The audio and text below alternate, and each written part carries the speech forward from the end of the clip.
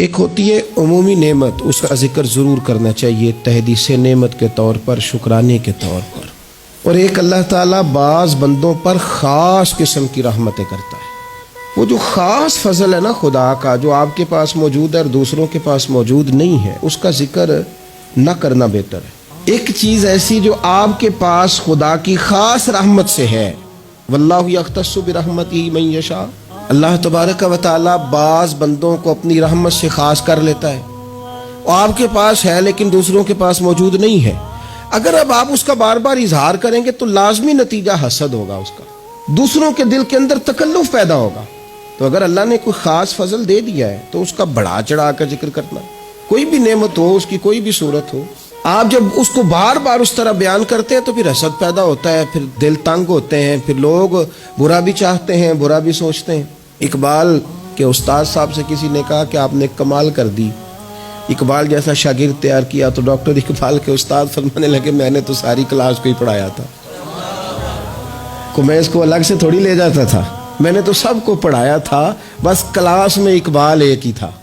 بعض اوقات بندہ ایک ہی ہوتا ہے، اسی ایک بندے پر کسی خاص انعام کا ہونا ہوتا ہے، لیکن اگر وہ خاص انعام آپ پر ہے تو اگر آپ اس طرح بیان کریں گے کہ دوسروں کی گردنیں جھکیں اور دوسرے خیال کریں۔ حضرت یوسف نے اپنے والد کو خواب سنایا ہے کہ میں نے خواب دیکھا ہے، انی رأیت احد عشر کوکبا والشمس والقمر رأیتهم لی ساجدین، میں نے دیکھا ہے کہ ستارے، سورج، چاند مجھے سجدہ کر رہے ہیں، ابا جی میں نے خواب دیکھا ہے۔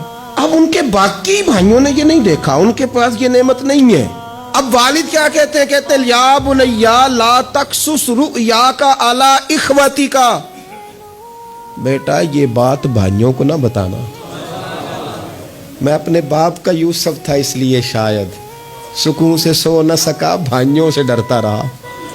لا تقصص رؤیاک علی اخوتک، بیٹا بھائیوں سے بات نہ کرنا، فیکیدوا لک کیدا، ایسا نہ ہو کہ وہ کوئی چال چلے، معاذ اللہ۔ کیوں چلیں گے وہ چال؟ ان الشیطان للانسان عدو مبین، اس لیے کہ شیطان آدمی کا کھلا دشمن ہے، ان کے دل میں بات ڈالے گا کہ تم بھی تو حضرت یعقوب کی اولاد ہی ہو، تمہارے پاس کیوں نہیں؟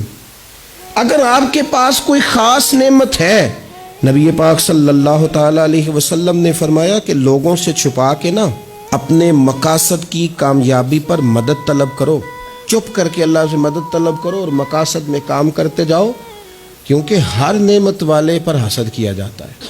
یہ جو بار بار بتانا، دکھانا، میں بھی ہوں، میں نے یہ کر دیا، میں نے دیکھا ہے خاندانوں میں ایک بندے پہ اگر فضل ہو گیا نا تو جان بوجھ کے بتاتا ہے، جب بھی خاندان والے جمع ہوتے ہیں کہتے ہیں جی میں تو انہیں ایک پلاٹ نہ لاہور بھی لے لیا، کیا کریں جی آنا جانا پڑتا تھا، لہذا پھرنا، بچوں سے کہا روز جو تم چکر میں پڑے رہتے ہو تو اسلام آباد بھی بناؤ گھر، بھئی آپ نے بنایا، دینا تو نہیں نا کسی کو جام رجسٹری تو نہیں نہ کرنی، تو بنا لیا تو پاس رکھو نا اپنے، کہنے کی کیا ضرورت؟ میں نے تو جناب ایک گاڑی ہوتی تھی میں لے جاتا تھا تو بچوں کو تکلیف ہوتی تھی تو میں نے ایک اور خرید لی ہے۔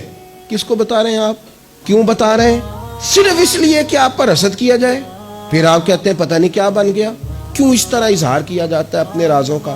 اگر خدا نے کوئی چیز اپنے فضل سے دی ہے تو بندہ کا اور اللہ کا معاملہ ہے، اور اگر ٹہنی پر پھل زیادہ آئے تو اسے جھکنا چاہیے، نعمتیں زیادہ آئیں تو شکر بھی ادا زیادہ کرنا چاہیے۔ اور میرے نبی پاک صلی اللہ علیہ وسلم نے فرمایا اگر تم پر نعمتیں بڑھ جائیں تو تمہاری عبادت بڑھ جائے، فرمایا تم تھوڑے رزق پہ راضی ہو جاؤ، رب تمہاری تھوڑی عبادت سے راضی ہو جائے گا۔